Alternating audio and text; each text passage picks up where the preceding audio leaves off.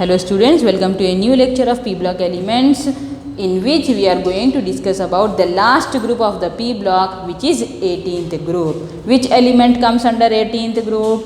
The element which comes are helium, neon, argon, krypton, xenon and radon. Where are they present? They are present on the extremely right side of the periodic table, in which the electrons are fully filled.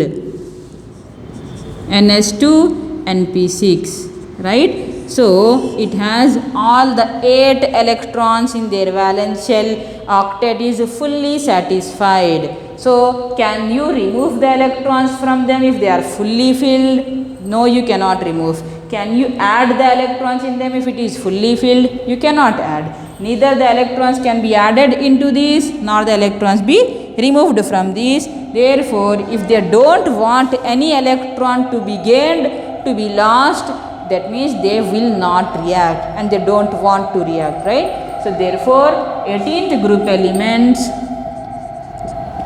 has all the 8 electrons present as an octet and they don't react. Therefore, they are called as noble gases or inert gases. Why they are called as gases? Till now we have seen so many gas molecules. Can you give some examples? Hydrogen molecule is a gas, nitrogen molecule is a gas, oxygen molecule is a gas, chlorine molecule is a gas. All of them are gases, right? Are they having one atom in the gas or 2 atoms in the gas? They are diatomic molecules. They are diatomic molecules which is in the form of a gas, right? They formed by combining 2 hydrogens. Same way 2 nitrogens, 2 oxygen, 2 chlorine, right? They are diatomic gases. Whereas noble gases, they don't combine with anyone, neither with themselves nor with others, right? They are in the form of gas only but monoatomic. They are gases but they are monoatomic. They cannot form molecules. They don't form molecules because they are having very much high stability. Why do they have high stability? It's already satisfied. They don't want to react. They are stable in their configuration. They are very much stable and they are monoatomic gases. Therefore, they are called as noble. They are very stable, therefore noble. Inert, they don't react, that's why they are called as noble gases or inert gases or 18th group elements or even 0 group elements. Why they are called as 0 group? They will not lose, they will lose 0 electrons, they will gain 0 electrons, therefore they are called as 0 group elements. They are not having deficiency, they are not having excess nature, everything is balanced, therefore called as 0 group elements, right? Now we have seen its electronic configuration and we have seen why they are having high stability. Now let us study its general properties. Electronic configuration is Ns2 Np6. What happens to their atomic radius? Atomic radius is just like normal from top to bottom. Its atomic radius increases from top to bottom, right? Ionization enthalpy. In their period, in that particular period, they are coming at the right side, they will not lose the electron, therefore ionization energies of inert gases or noble gases or 0 group elements are very high. You cannot remove an electron from them much easily, therefore to remove an electron from them, you have to supply very high ionization energy. It's already very high. In all of them it's high. How about the order of who is having higher than the other? Same order from top to bottom. As the atomic radius increases, ionization energy decreases in that particular period I am talking about. But everyone in that group has very high ionization energy because they belong to noble gases, right? Ionization energy, general order is decreases from top to bottom, right? Ionization energy is about removal of electron. You cannot remove electron. Same way electron gain enthalpy. How much is the electron gain enthalpy? Electron gain enthalpy means the energy which is released if you add any electron to them. If you remove an electron, the energy required is ionization energy. If you add electron, the energy released is called as electron gain enthalpy. Energy released is called as electron gain enthalpy. Can you add any electron in all these? You cannot add. So what will be the electron gain enthalpy for them? It is highly positive. Highly positive means cannot be released. Negative means released energy. Positive means not released energy. So the value of electron gain enthalpy for them is also very high. Ionization is high and electron gain enthalpy is also high. They will neither gain electron nor can they lose electron. These are the general properties of noble gases. Now what we will see? Its chemical properties. Till now we have seen chemical properties of all the groups, right? In chemical properties, what we have studied? How the total element of the group combines with hydrogen to form hydrides. To form hydrides. To form with halogen, what do they form? Halides. With oxygen, what do they form? Oxides. Right? It is not for this group. I am talking about the previous groups. 15th group, 16th group, 17th group. 3 groups we have studied before noble gases, right? All of them react with hydrogen to form hydrides, halogen to form halides and oxygen to form oxides. Same way, even noble gases also should react with hydrogen to form hydrides, halides and oxides. But we called them as inert gases. What does that mean? They don't react. If they don't react with hydrogen, how can they form hydrides? If they don't react with halogen, how can they form halides? If they don't react with oxygen, how can they form oxides? They don't react. If they don't react, they will not form hydrides, halides and oxides, right? Okay. But some exceptional studies have shown that from this group xenon element will combine with more electronegative elements. More electronegative elements, like who are the more electronegative elements? Fluorine and oxygen. So with oxygen, who combines? Helium, neon, argon, krypton, xenon, radon, all of them combine with oxygen? No, only xenon combines with oxygen and only xenon combines with fluorine. Will it combine with chlorine, bromine, iodine also? No, only with fluorine, that too only xenon. So we will study the compounds of xenon with fluorine and the compounds of xenon with oxygen. Okay. Now let us look at the compounds of xenon with fluorine. What type of compounds will the xenon make with fluorine? Is xenon difluoride, xenon tetrafluoride and xenon hexafluoride. Right? Wow, now what is the hybridization shape and geometry? What is the hybridization shape geometry? What is the hybridization shape and geometry? For these also we have to do the same thing. What is the central element here? This is the central. Okay, before going to its shape, let us study its preparation first. How can you prepare these 3 compounds, xenon fluorine compounds? Is by this way. It is a monoatomic gas, I told, right? Take xenon and add fluorine gas. If you take equal ratio 1:1, which fluoride you will get? Xenon difluoride you will get. Okay. Now what I will do? I will take equal ratio, not equal ratio, you have to take excess of xenon. If you take xenon excess, fluorine is less, so you can get only these 2. Now next combination is take fluorine in 1:5 ratio. That means xenon is less, fluorine is more. If you take that ratio, instead of difluoride, you will get tetrafluoride. Next, if you take a ratio of 1:20, that means for 1 molecule of xenon, take 20 molecules of fluorine. That means who is excess here? Fluorine is excess. If fluorine is excess, which fluoride you will get? Highest one. What is the highest one? xenon hexafluoride, right? These are the preparations of xenon fluorine compounds. Instead of this preparation, what you can do is take this plus add fluorine, you will get this. Take this plus add fluorine, you can get this. Even that combination also can be written. How to write that? XeF2, add some more fluorine, what do you get? XeF4. Same way, XeF2 plus excess fluorine, what do you get? XeF6, right? All the reactions are possible. These are the preparations of xenon fluorides. But what is the property of this compound? Is it very much stable or not? Difluoride or tetra or hexafluoride, they are not that much stable to water.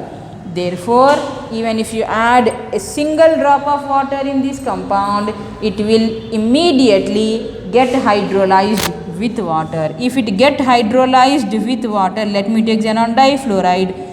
If you add even a drop of water of xenon difluoride, what happens is xenon difluoride gets hydrolyzed. If it gets hydrolyzed, what do you get? You get just xenon HF plus oxygen.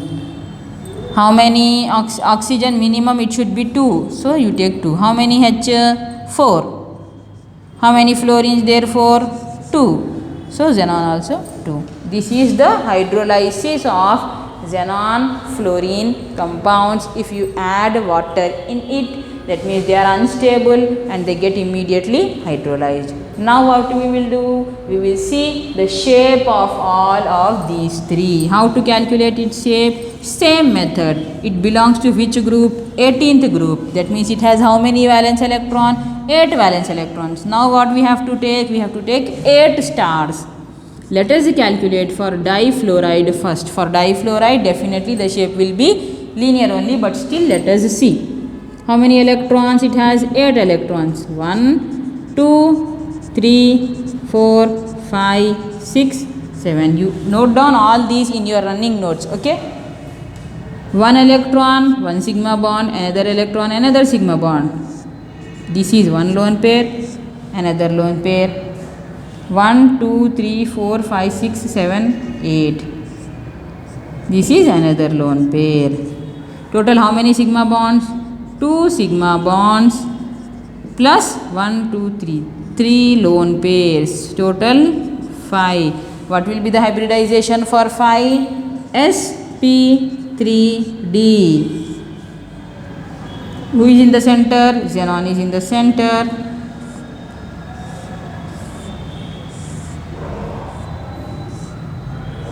Equatorial position should have electrons, and axial position should have atoms.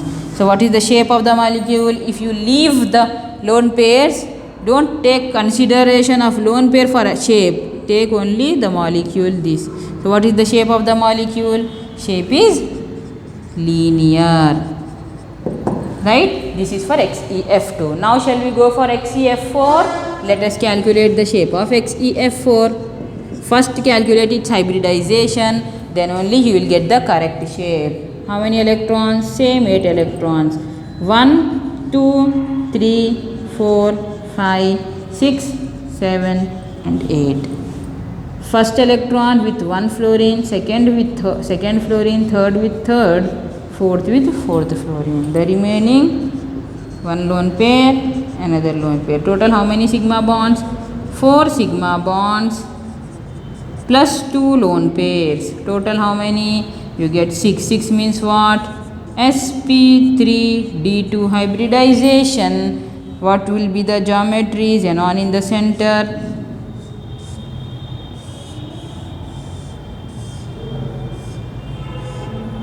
When square planar is there, atoms on the square and electrons at the top and bottom. Lone pair, lone pair. What is the shape? Leave the lone pairs. Shape is square planar, not pyramidal here. Square planar. If this is also having any fluorine, means it is becoming pyramidal, but only 4 on the plane, therefore the shape is square planar. For XeF4 the shape is square planar. What is the next compound? XeF6. For F6 also we will do the same and find out its shape. Same 8 electrons we will take. 1 2 3 4 5 6 7 8. First fluorine, second fluorine, third fluorine, fourth fluorine, fifth fluorine and sixth fluorine. The remaining is lone pair. How many sigma bonds? 6 sigma bonds and 1 lone pair. Total how many? 7. What is the hybridization for 7? sp3d3. The shape will be distorted octahedral. This is exceptional shape, you have to remember, okay? Who is in the center? Xenon is in the center. 1 2 3 4 5 6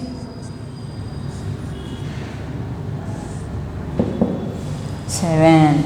So as the lone pair is coming in between these, what happens? This fluorine bent a little left side. So what is happening to the octahedral shape? It is becoming distorted, means disturbed. So the shape here is distorted octahedral. Generally for interhalogens, sp3d3 hybridization means what we have seen? Pentagonal bipyramidal is the shape we have seen, because here also there was a fluorine, here also there was a fluorine, that's why the shape was pentagonal bipyramidal. Total atoms was F7, that's why you gave pentagonal bipyramidal shape to it. But here, even though the hybridization is sp3d3, but because there are only 6 atoms, the shape is not pentagonal bipyramidal, but the shape is distorted octahedral. You should not get confused, and you remember the shape and hybridization perfectly for all the molecules, so that easily you will get 2 marks if it comes for 2 or in combination 4. Okay, these are about xenon fluorine compound. Now what is the next electronegative element? Oxygen. So it combines even with oxygen. Which, how will be the combination with oxygen? Is from the previous compounds only. If I take xenon hexafluoride,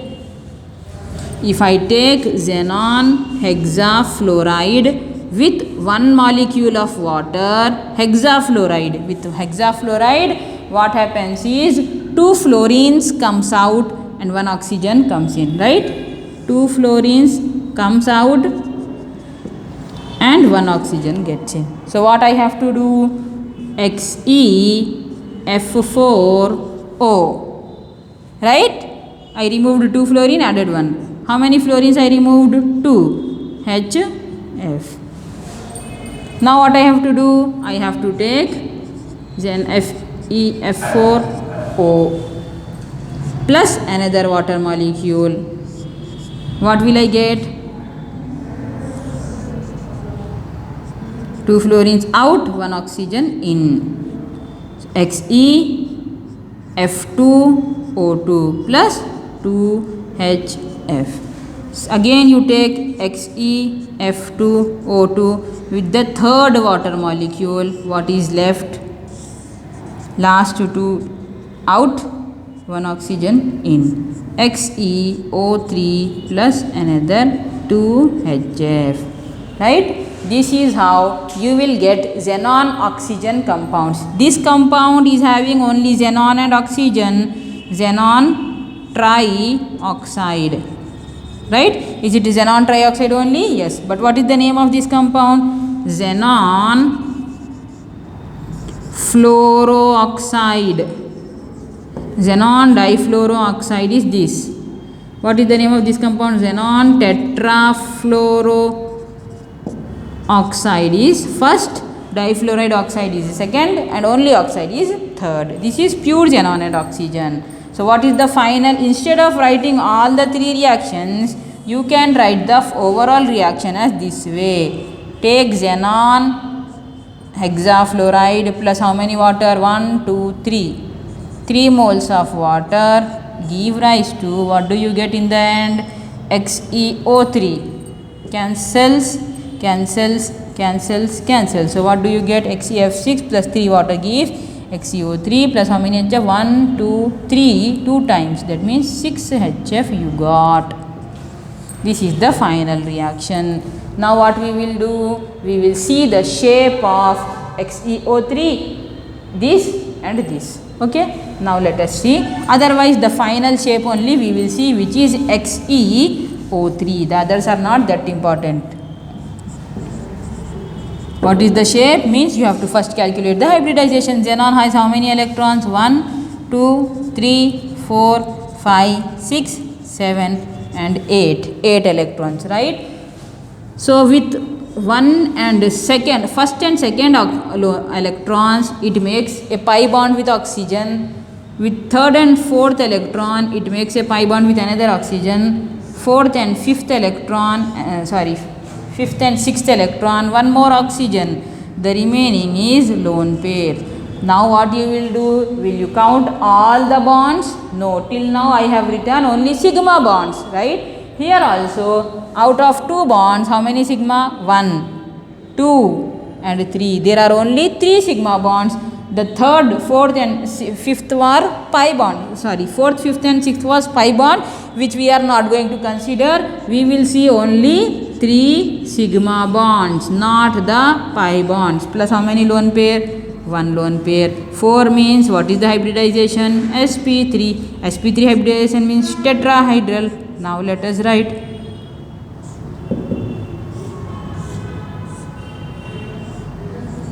Oxygen, oxygen, oxygen. Lone pair at the top. So what is the shape of this molecule? Tetrahedral with 1 lone pair is just like ammonia. Therefore the shape is pyramidal. Right? For XeO3 the shape is pyramidal. These are the preparations and shapes and hybridization of the molecule. Hybridization is sp3 and the shape is pyramidal, right? So these are about 18th group elements or noble gases. What are the uses of noble gases? It is used as helium lamps. Helium is used in cryogenic atmosphere or inert atmosphere. These noble gases, if you are performing any reaction in which the atmosphere should be inert, that means atmosphere should not disturb the reaction, is called as inert atmosphere. If you want inert atmosphere, you can take the help of noble gases, and it is a gas only, right? It is not solid or liquid or any other material, it is a gas only. You can take any beaker or vacuum, fill it with noble gases and then perform the reaction into it. Therefore, the reaction will not be getting disturbed by the environment, and that is called as inert environment, which noble gases can provide. What are the other uses? In helium bulbs, neon bulbs, in so many other instruments we are seeing that noble gases are used to give different color lights. Sometimes if you want that particular light, means this noble gas you have to take. These are the uses. And in laboratory also, where they store the seed of the plant for so many years they want to store the seed at very low temperature, or so many years they want to store the egg of the animal for so many years. Then what do? They want very low temperature, means noble gases are used to get cryogenic atmosphere, which means the temperature is very less than 0 also. The temperature is in negative temperature, negative side of the temperature, which is very low. Who can give you that much low temperature? Noble gases, right? These are the uses of noble gases. By this we have finished complete p block elements starting from 15th, 16th, 17th and 18th. In all the groups we have studied its compound of 15th, 16th, 17th and 18th. All the important compounds have been highlighted during the class itself. You please prepare them and practice the reactions wherever necessary to get full marks. Okay, thank you.